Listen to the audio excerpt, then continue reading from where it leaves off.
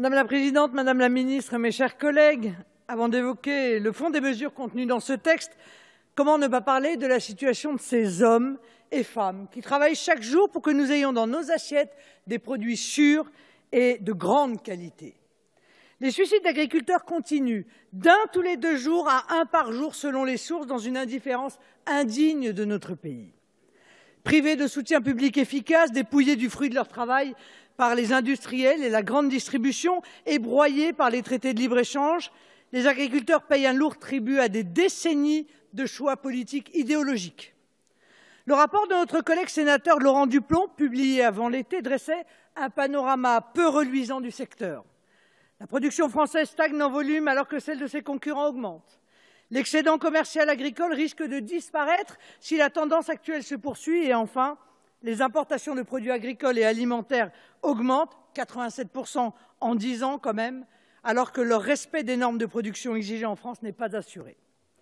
Et avec la réforme en cours de la politique agricole commune, la situation a de fortes chances de devenir dramatiquement incontrôlable, puisque ne soyons pas dupes, en matière agricole, ce n'est malheureusement plus Paris qui décide, mais Bruxelles.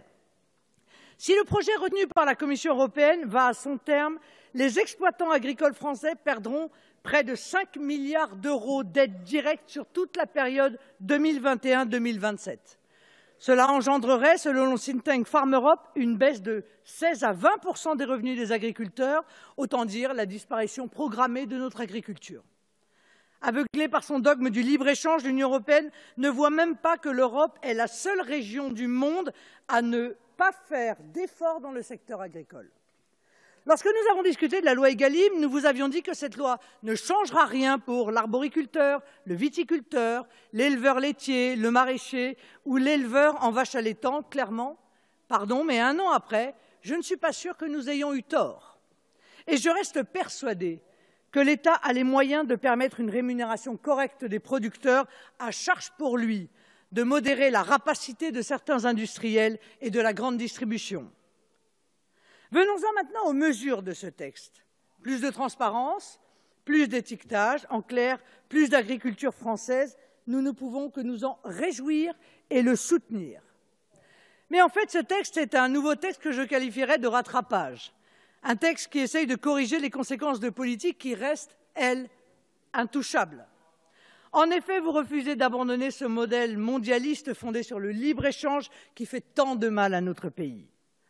En revanche, comme vous ne pouvez pas totalement nier la réalité vécue par nos compatriotes, vous essayez donc de corriger les conséquences de votre idéologie avec ces mesures. Plutôt que ce genre de texte qui, je le répète, va dans le bon sens, il est urgent de changer de modèle. Il est urgent d'arrêter avec le libre-échange et de mettre en place un juste échange reposant sur le localisme.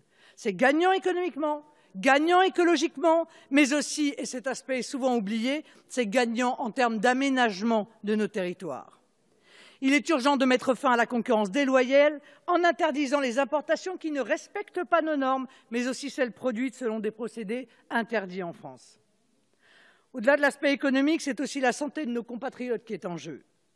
La liste des scandales sanitaires est déjà bien longue et risque, hélas, de s'allonger. Malheureusement, pendant que nous votons ce texte, Monsieur le Président Legendre qui n'est pas là, Mesdames et Messieurs de la majorité, vos amis défendent le libre-échange à Bruxelles. Je ne peux passer sous silence leur soutien d'ailleurs à l'augmentation massive des importations de bœuf américain votée la semaine dernière au Parlement européen, mais c'est sans doute une nouvelle application due en même temps. Alors, nous voterons ce texte, mais nous tirons à nouveau la sonnette d'alarme, car l'agriculture française, qui a pendant des siècles fait notre fierté, tout en assurant à notre pays une souveraineté alimentaire, perd du terrain et risque désormais un affaiblissement irréversible. Un hebdomadaire titrait « La France n'est plus capable de se nourrir elle-même ». Or, ce n'est pas la fatalité qui a entraîné cette situation, ce sont des choix politiques délibérés, choix politiques que vous persévérez à faire perdurer. Mais je le dis clairement, d'autres choix politiques sont possibles. Oui, nous pouvons retrouver une souveraineté alimentaire. Oui, nous pouvons redevenir une grande nation agricole. Oui, nous pouvons faire en sorte que les agriculteurs puissent à nouveau vivre de leur travail.